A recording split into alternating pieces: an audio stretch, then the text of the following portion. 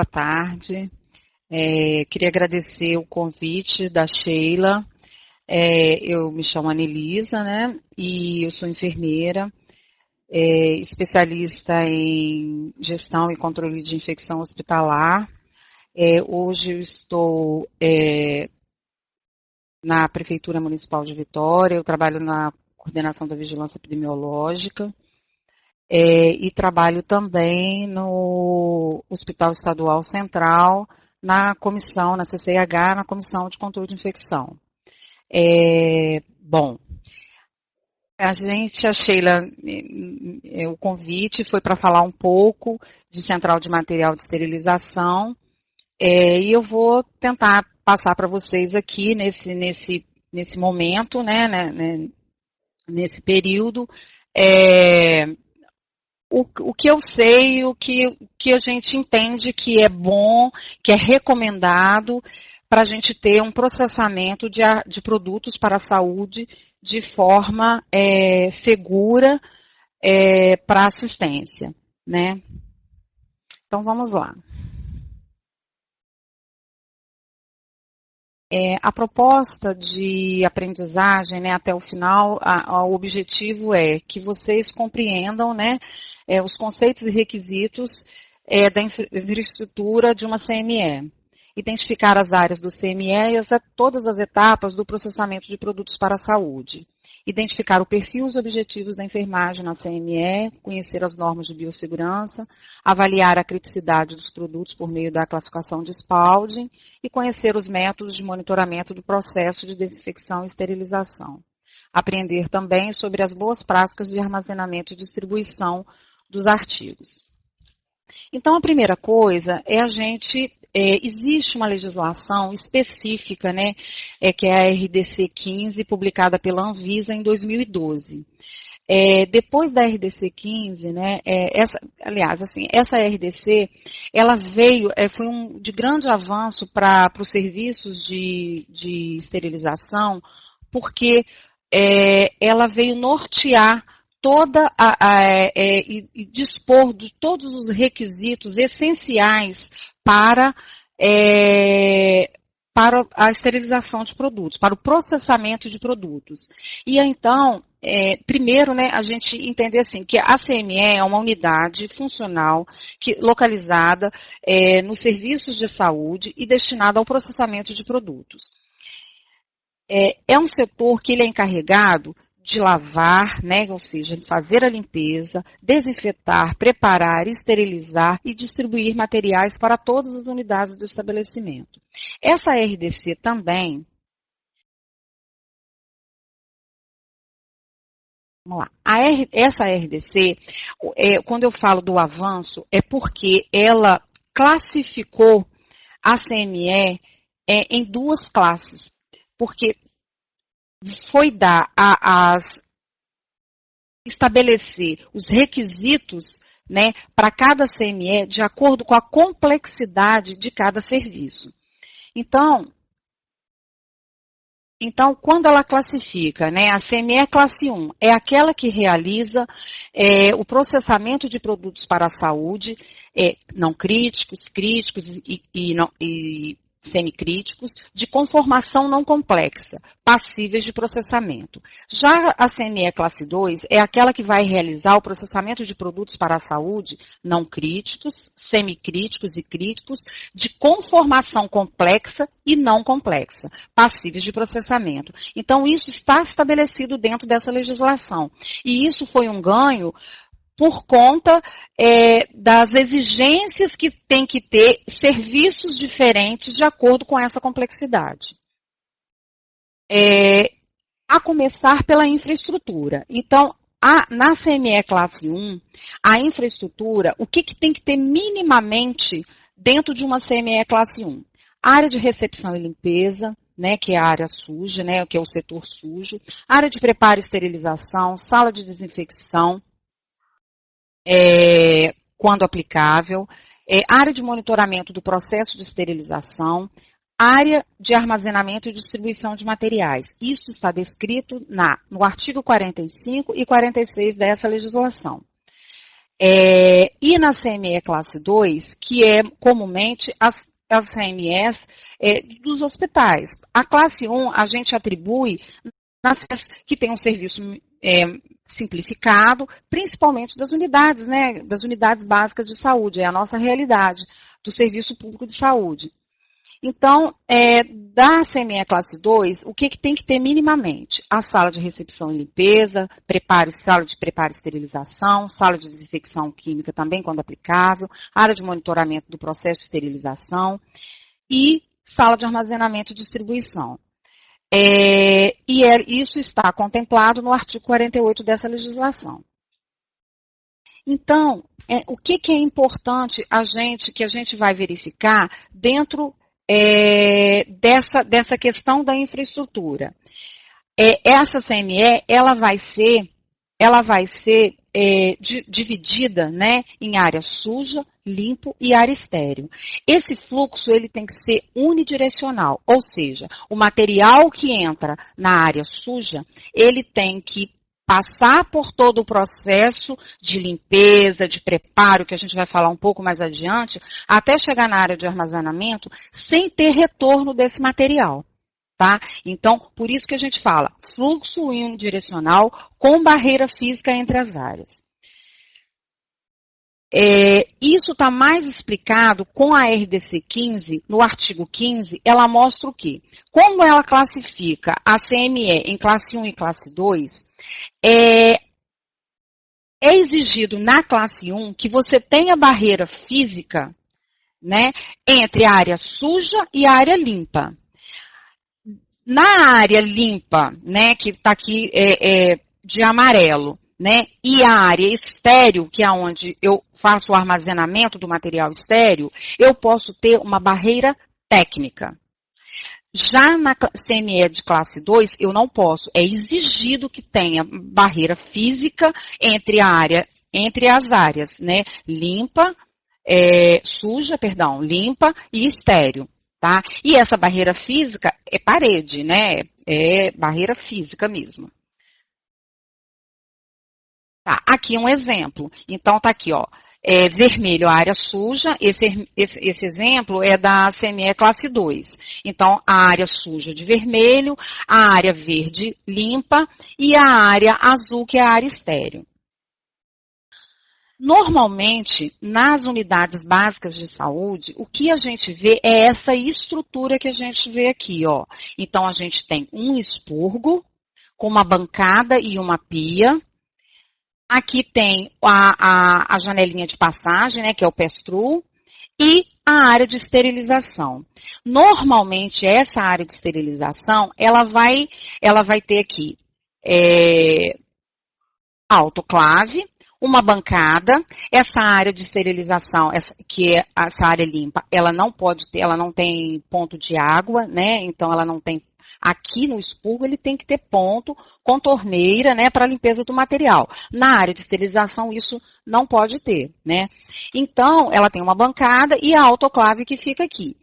Normalmente nas unidades, o armazenamento ele não fica dentro dessa área, ele fica nos setores. Mas o ideal é que ele tivesse um espaço destinado a isso. Essa planta aqui é uma planta de unidade básica de saúde que a gente mais vê no momento. Eu não sei se vai ter alguma outra atualização mediante depois da RDC 15. Ainda não saiu, que eu saiba, né? Não tem nenhuma outra atualização com relação a essa área ser modificada. Bom, então, a gente entendendo essa infraestrutura, quando a gente pensa no trabalho da CME, as atividades que são desenvolvidas lá, a gente vê um avanço muito grande, né? A gente vê que antigamente, né, no passado, o que a gente via era que o CME era aquele lugar de exclusão. O profissional que trabalhava lá, ele não era valorizado, não tinha preocupação com o treinamento desses recursos humanos, né?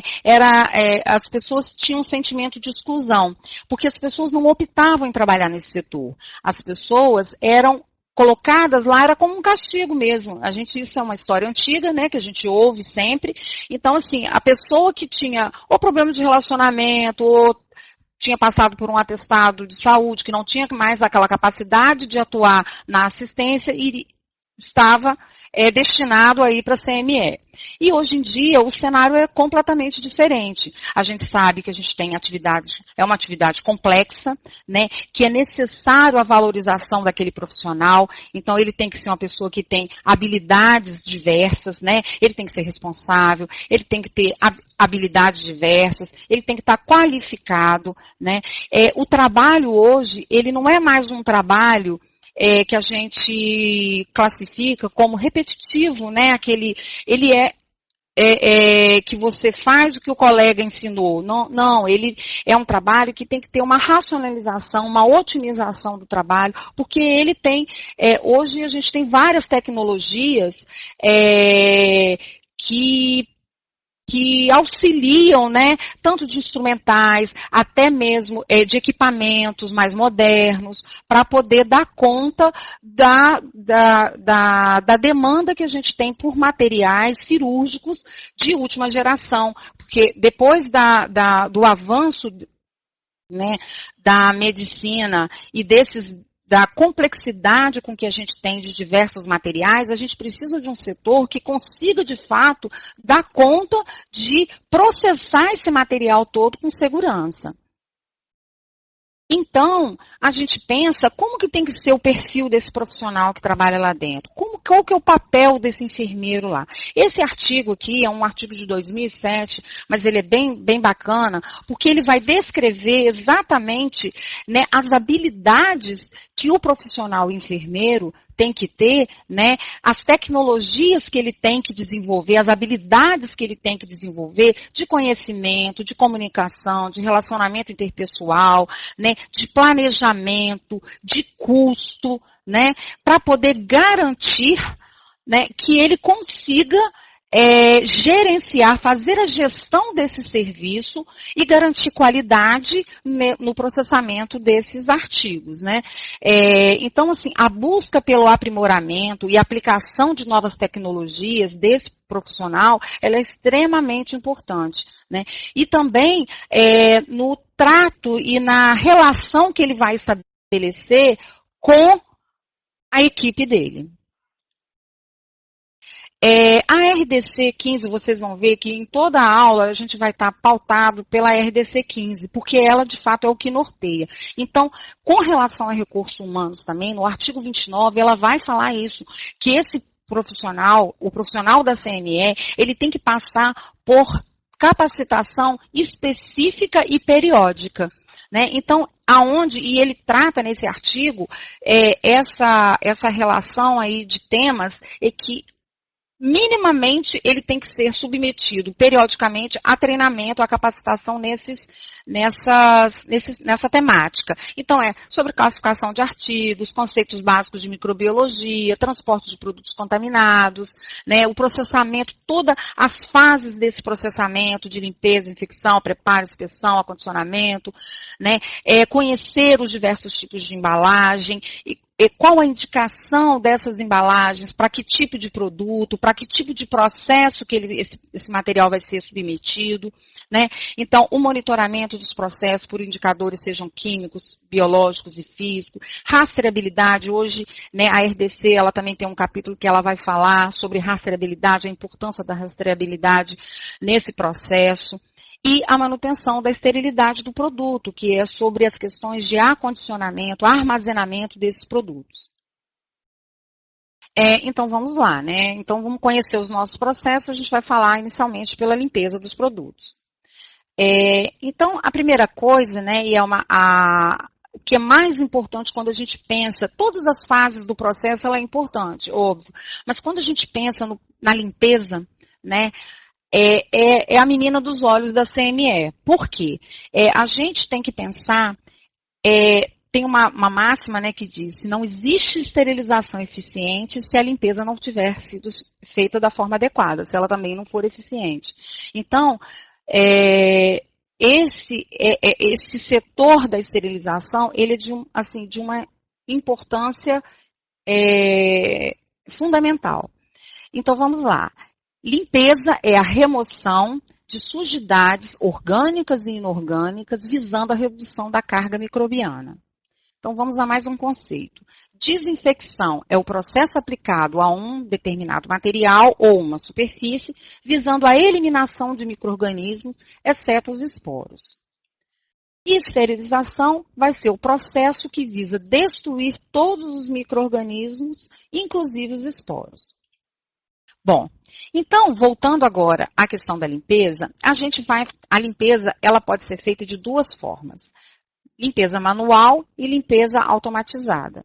Então, a limpeza manual é realizada manualmente por meio de ação física, sendo utilizado água, detergente e escovas de cerdas, né, macias e escovas específicas para cada tipo de produto, de acordo com a complexidade, com a conformação daquele produto, tá? E quando a gente fala realizada manualmente por meio de ação física, é fricção mesmo, tá? Inclusive, eu vou voltar aqui porque essa escovinha que vocês vão ver lá na frente, que ela não é adequada, ela tá, não sei por que tem essa escova que ela não é a mais adequada, mas foi uma foto que eu encontrei. Mas apaguem essa escova verde, por favor. Então, vamos lá. Tá. A outra forma, né, como eu falei, é a limpeza automatizada. Ela é realizada por meio de máquinas automatizadas que removem a sujidade por meio de ação química ou física. Então, a gente tem... Vou voltar. Então, a gente tem vários tipos de equipamento. O que é mais comum na nossa realidade, né? É a termodesinfectadora e a lavadora ultrassônica. Essa, normalmente, não é uma realidade das unidades de saúde. Aqui em Vitória, a gente tem, nas unidades de saúde, a lavadora ultrassônica. Mas isso, eu não sei como é no município de vocês. Bom, vamos lá. E quando a gente pensa em limpeza de produtos, o que a gente também, quando a gente fala na questão dos equipamentos, quando a gente utiliza equipamentos de limpeza, é importante a gente sempre pensar na capacidade do equipamento. Porque não adianta eu, por exemplo, colocar, e isso também, de um modo geral, até quando a gente chegar lá na fase de esterilização, na hora de montar a carga.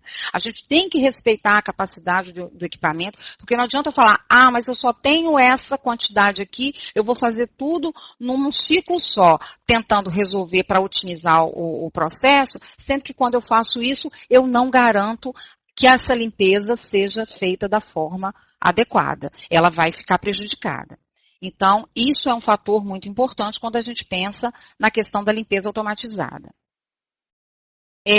Outra questão que a gente, quando pensa ainda no processo de limpeza, e que é um desafio para que a gente tenha um processamento seguro, é a questão da carga microbiana do artigo, que ela vai variar de acordo com a fonte e a conformação desse produto. Ou seja, quais são os fatores que dificultam que essa limpeza seja feita de forma adequada? Se esse artigo tem lúmen, se ele tem um fundo cego, se é um produto que ele não é desmontável, se ele tem a matéria-prima dele, né, ela é rugosa, ela tem reentrância, né, ela tem... Então, a gente vê aqui nessa pinça aqui, que acho que é um porta-agulha, ele é um artigo que é não complexo, a conformação dele é não complexo. Então, mas ele tem, você quando vai fazer o processo de limpeza de fricção, né, que primeiro tem que passar pelo processo de fricção, você tem que pegar a escova, né, fazer a fricção sempre no sentido das serrilhas, né, no caso das pinças hemostáticas, do material que tem aquelas reentrâncias, então sempre no sentido das serrilhas, abrir as articulações para você fazer a fricção, para garantir que você removeu aquela parte da sujidade mais grosseira desse produto. Tá? Quando a gente tem produtos com conformação mais complexa, que a gente vê aqui um outro produto aqui embaixo, que tem uma parte que está de silicone, né? Parece que é de silicone. Então, a gente vê que você pode ter sujidade agarrada nesses lugares que a gente, às vezes, pensa que não precisa tirar. Então, assim, na verdade, toda vez que para a gente garantir que essa limpeza seja adequada, eu tenho que desmontar. E é isso que está mostrando aqui, porque se eu não desmonto, esse local... Peraí, deixa eu mostrar aqui, ó. Esse local aqui, tá vendo? Olha, vai ficar sujo. Então, e quando isso acontece, quando eu não consigo remover a matéria orgânica, que eu não consigo fazer uma limpeza adequada e eu não removo, eu tenho o quê? Formação de biofilme. E aí, o que acontece? Quando eu tenho formação de biofilme, eu tenho uma adesão inicial que ela é reversível, né? Então, essa matéria orgânica ela fica impregnada na superfície do equipamento, né? Então, e se eu consigo fazer a limpeza e a adequada remoção dessa sujidade, eu garanto que esse material está limpo, né? Essa adesão, eu consigo reverter, eu consigo retirar e não formar o biofilme. Só que quando a limpeza é ineficaz, isso vai ficando colonizado, essa matéria vai começando a colonizar a superfície do instrumental, né? E aí essa adesão ela se torna irreversível. E aí o que vai acontecendo? Vai cada vez mais agregando essas placas, vamos colocar assim, esse biofilme ele vai maturando até ter o destacamento dessas células. Então, quando isso acontece, eu não tenho mais como garantir que esse material de fato ele está estéril. Tá? E isso é um complicador, principalmente isso vai acontecer nos materiais com formação complexa, materiais que têm lumen, né? E materiais que têm dispositivos que se eu não desconectar, né? Se eu não desmontar esse material, eu não vou conseguir remover essa placa que está se formando lá no início. E aí vai resultar na formação desse biofilme. Bom, então, sabendo, né, de toda essa complexidade no processo de limpeza, a gente parte para pensar quais são os insumos que são importantes para que eu garanta essa limpeza. Então, a gente precisa, né, água de boa qualidade, né, e o ideal é que essa água ela atenda aos padrões que estão descritos na legislação, né, nas recomendações de boas práticas, tem várias literaturas que mostram, né, qual que é a especificação, né, que essa água deve ter. Então, o ideal é que se faça análise físico-química dessa água e análise microbiológica dessa água com a periodicidade estabelecida pela instituição. E a gente pensa também que a gente tem que ter, é necessário que se tenha detergente, né, para ajudar a remover a matéria orgânica. E aí, quando a gente pensa em detergente, tem que ser o quê? Detergente enzimático é o que está indicado. E a gente tem uma legislação específica que fala de como tem que ser esse detergente enzimático. Então, na RDC 55 de 2012, ela dispõe sobre os detergentes enzimáticos de uso restrito em estabelecimentos de saúde, com indicação para limpeza de dispositivos médicos, né? E aí, o que é necessário nesse detergente enzimático, pela RDC 15 lá que fala, é que ele tenha no mínimo 4 enzimas, né? Amilase, protease, o que é importante a gente saber quando a gente pensa no detergente enzimático, na hora de você preparar, né, do seu dia a dia ali, do uso do detergente enzimático. A primeira coisa, a questão da diluição. Isso muda de fabricante para fabricante. Então, se eu estou habituada a ter lá da marca X, e a diluição dele é de 2 ml por litro de água, quando chega o outro produto, quando troca, né, a marca, eu tenho que verificar se a diluição é essa mesmo, porque tem produto que a diluição é 5 para 1, tem produto que a diluição é 1 para 1:1, 2:1, e isso vai interferir na eficácia. E outra questão é em relação ao tempo de exposição desse material no detergente enzimático, né? E que isso também você tem que seguir as recomendações do fabricante. O uso de detergente doméstico não está recomendado, não é produto para a saúde. Outra questão que é importante também é como que a gente coloca, né, dispõe esses artigos quando você coloca ele no detergente enzimático. Então, essas cenas aqui, ó, que a gente está vendo, né, que você tem um recipiente lotado de material, que o material não está imerso no detergente enzimático, isso não é recomendado, está errado. Então, o ideal é que a gente coloque o produto, né, os instrumentais, né, o material dentro do detergente enzimático e que a solução cubra a superfície de todo o material. Se eu tenho reentrância, se eu tenho lúmen, eu devo preencher os lúmens desse material com a solução de detergente enzimático. Outra questão importante é com relação à troca desse produto, né? O que se recomenda é que a cada uso esse detergente enzimático seja trocado, né? Outro ponto importante também é com relação aos acessórios de limpeza, né? Aqui a gente colocou vários, de acordo com a realidade de cada serviço. Então, se é um CME de classe 2, que eu tenho conformação complexa de artigos, eu vou ter que ter escovas, né, com cerdas, de várias espessuras para que eu consiga penetrar esse lume. Se eu tenho numa unidade de saúde, que são produtos com uma complexão, com uma conformidade sem complexidade, eu vou utilizar escovas, né, mais comuns. Tá. O que não é indicado? Então, esses pseudos artefatos de limpeza, né, a esponjinha lá que tem produtos abrasivos, né, que tem essa superfície abrasiva, ela não é recomendada, né, escovas assim, escovas de dente, escova de lavar roupa, isso não é um produto para a saúde e não está indicado para estar sendo usado na CME. Aí tá, passou pelo processo de limpeza, o que eu preciso finalizar?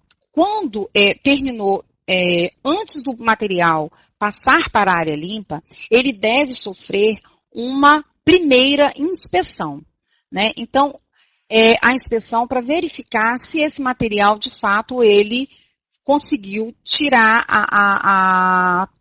se ele está perfeitamente limpo, né? Se a limpeza está adequada. Então, na RDC 15, ela recomenda que a limpeza, ela deve ser, né, avaliada por meio da inspeção com auxílio de lentes intensificadoras de imagem, né? Ou seja, as lupas. Tá. Em alguns serviços, isso vai variar, esse material, ele costuma fazer a primeira inspeção na área suja ainda, né, depois que passa pelo processo de limpeza, faz a primeira inspeção para verificar se o material está limpo e ele vai para a área limpa. Quando ele vai para a área limpa, ele sofre uma nova inspeção, porque, teoricamente, é outra equipe que está lá. Tem a equipe que está na área suja e a equipe que está na área limpa. Então, você faz uma nova inspeção do material na área limpa. Mas a gente vai falar um pouquinho mais, daqui um pouquinho mais para frente. Então, agora a gente vai passar para a desinfecção dos produtos.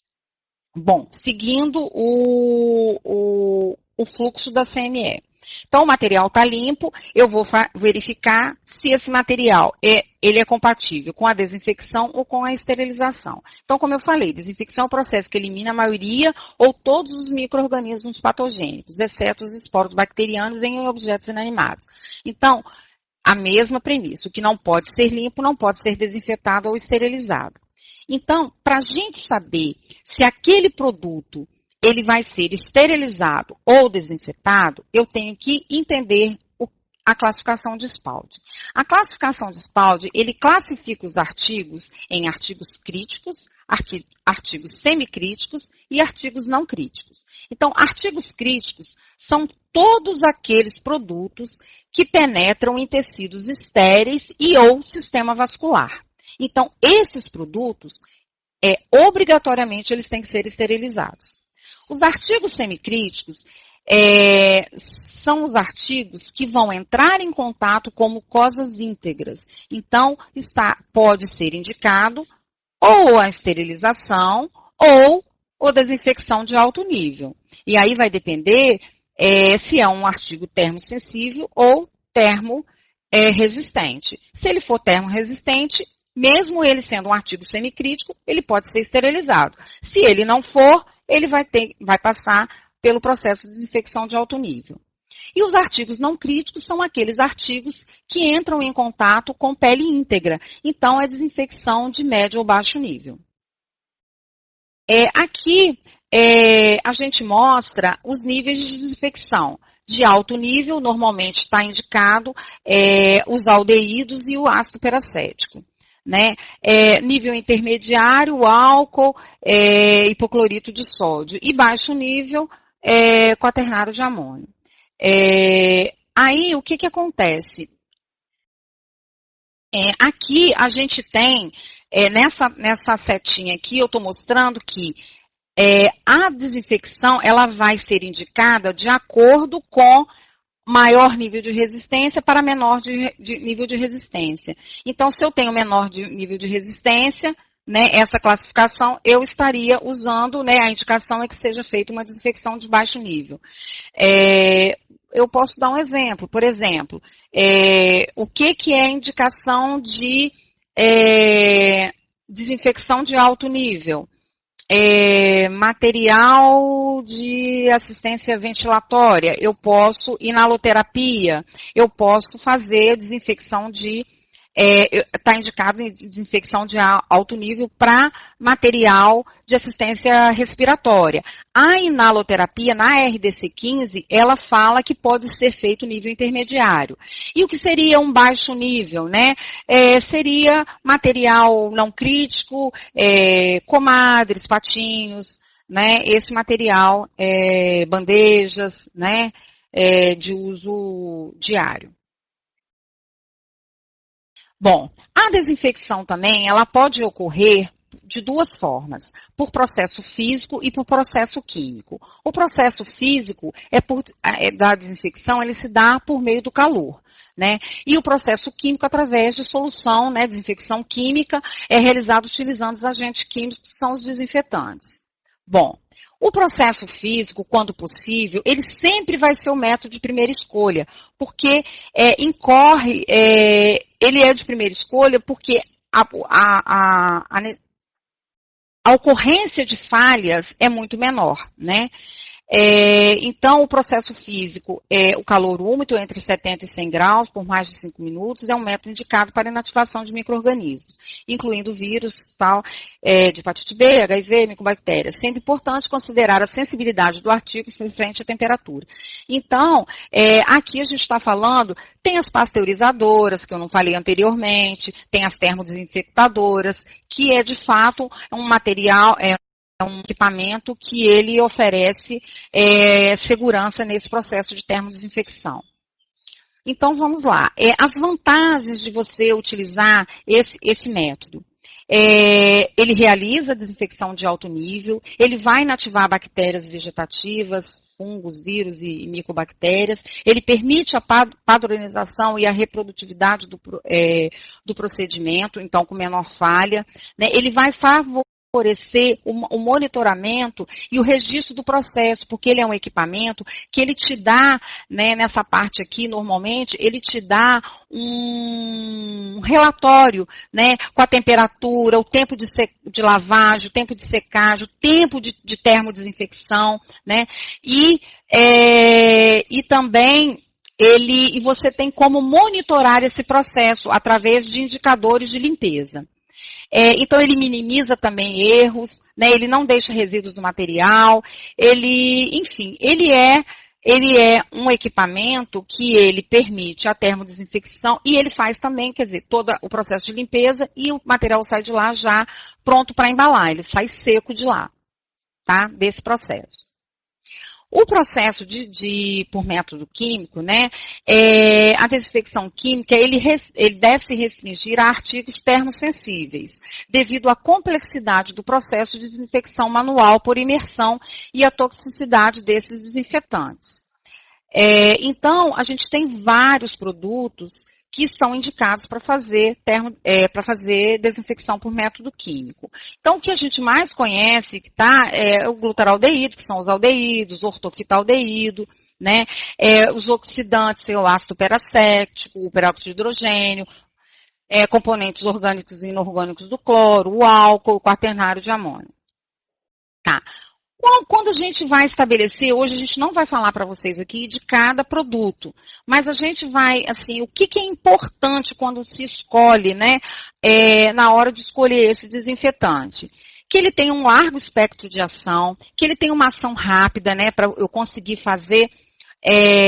A gente pensa muito isso lá dentro da endoscopia, né? Então, porque hoje a gente tem produtos que a ação dele é em 8 minutos, então isso garante todo o processo seja feito de limpeza e de desinfecção num curto tempo por conta da demanda. Agora, o que é importante? Que você siga as recomendações do fabricante. Então, ainda na escolha desse desinfetante, então que ele não fique inativado, né, que ele não seja inativado na presença de matéria orgânica, que ele seja atóxico para o trabalhador, que seja compatível com diversas matérias-primas, né, para evitar a oxidação. Por exemplo, eu não vou usar um hipoclorito no material que pode ter corrosão, então não é indicado. E que seja monitorável, né? É importante que a gente consiga fazer o controle daquela solução que está sendo utilizada. E com registro, né? Lembrando que esse monitoramento da limpeza, ele tem que ter registro de todo o processo que está sendo executado. Então, vamos lá. Fatores que interferem na ação do desinfetante. Então, a natureza do artigo, a resistência, né, intrínseca de alguns micro-organismos, presença de matéria orgânica, tipo de concentração do germicida e o tempo de temperatura de exposição. Boas práticas para desinfecção química. Então, não tem outro jeito. Eu não tenho no meu trabalho, no meu serviço, eu não tenho como fazer termodesinfecção e desinfecção química. Então, o que é importante?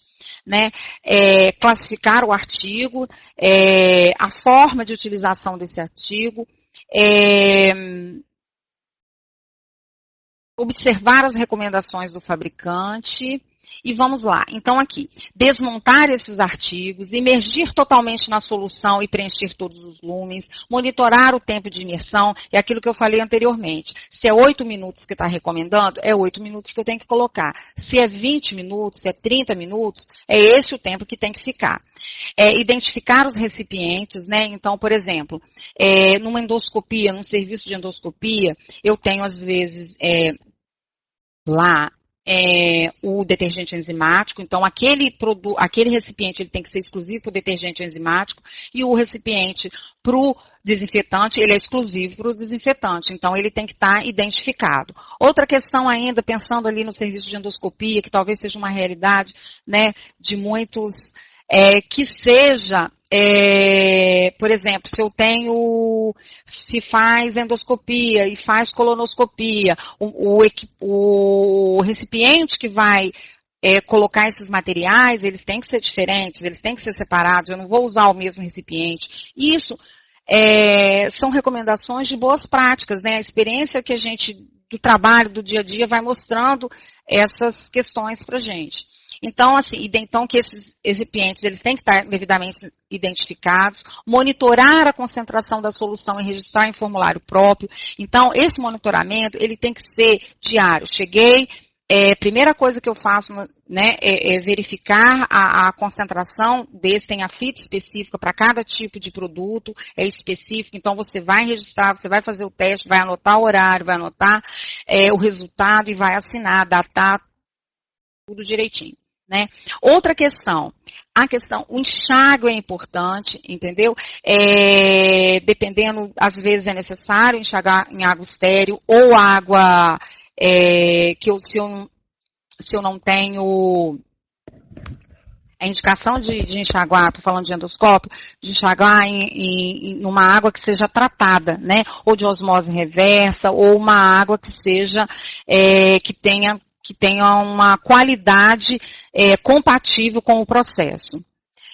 Depois, deve secar adequadamente esses artigos e embalar. Outra coisa que é importante quando a gente usa, né, que até não está escrito aqui, mas que é importante quando a gente faz a desinfecção química, é que antes de você colocar, né, o produto, o material que você vai estar colocando imerso na solução desinfetante, esse equipamento ele tem que estar seco, porque senão você dilui a solução. Tá? Então, você faz o processo de limpeza, seca o material, né, e depois imerge esse material, esse produto, na solução química. Ficou o tempo, retira, faz o enxágue de forma adequada, em água abundante, em água tratada, para, então, depois você, no caso, se for um produto que você tenha que embalar, você embale no que for recomendado para aquele tipo de produto, tá?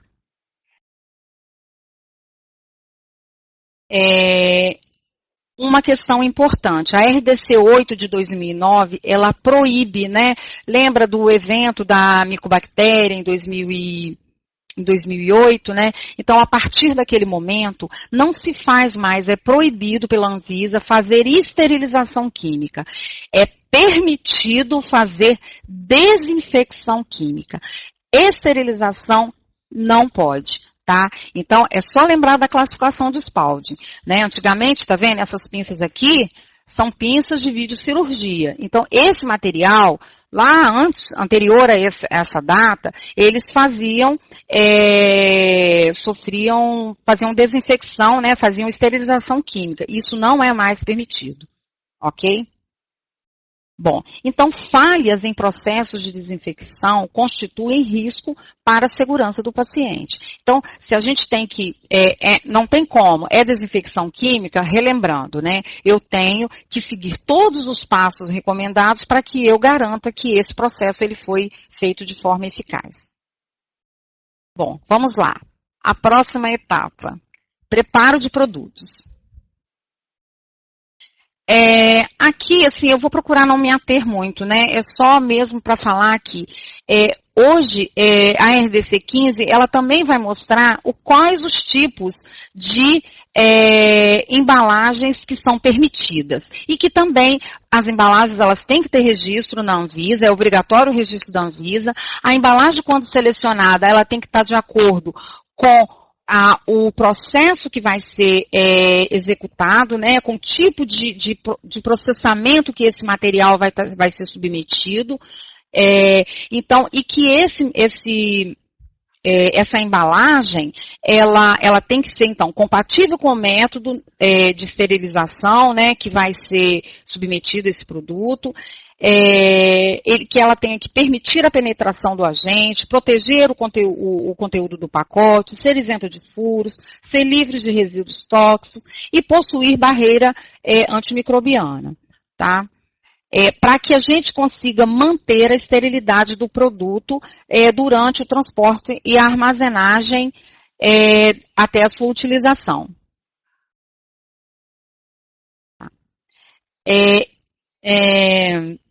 Então, vamos lá. A gente tem aqui dois tipos de embalagens. A gente tem as embalagens descartáveis e a gente tem as embalagens reutilizáveis.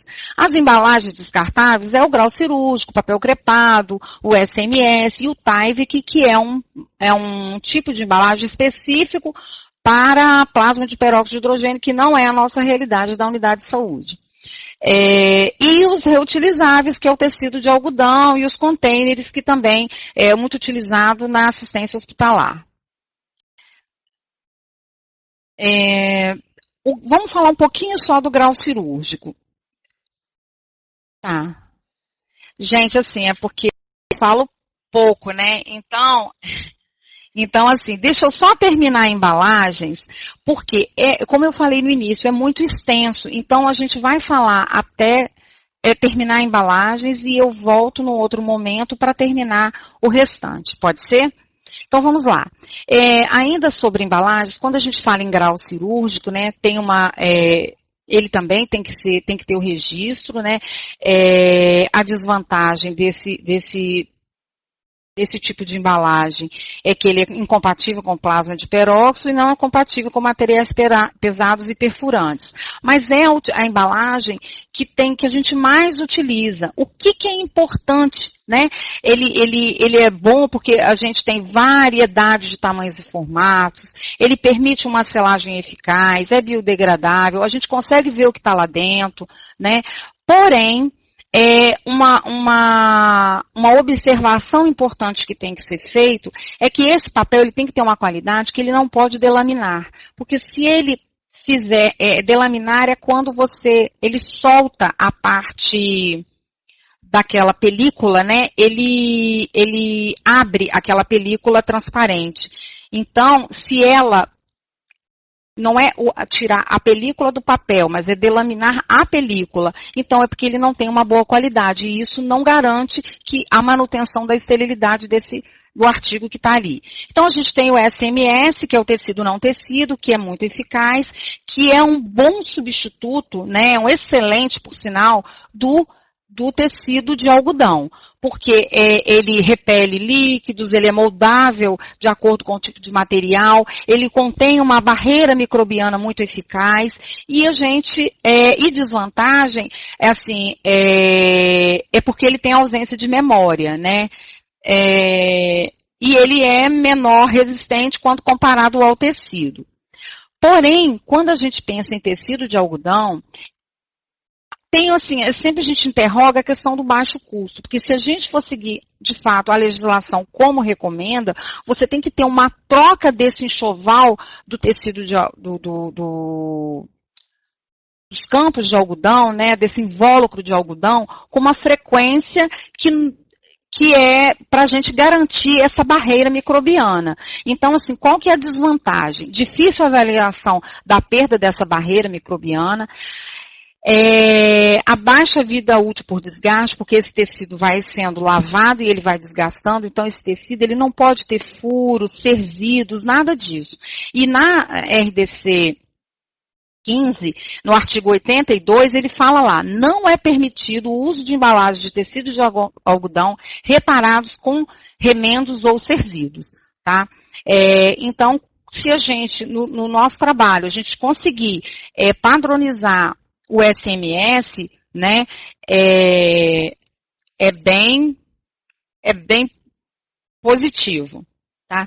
Então, eu acho que eu vou parar aqui, né, porque senão não vai dar tempo para as perguntas, e eu vou marcar para a gente vai agendar uma próxima para a gente finalizar e chegar até o processo o restante, né, até o processo de esterilização e armazenamento de produtos, ok?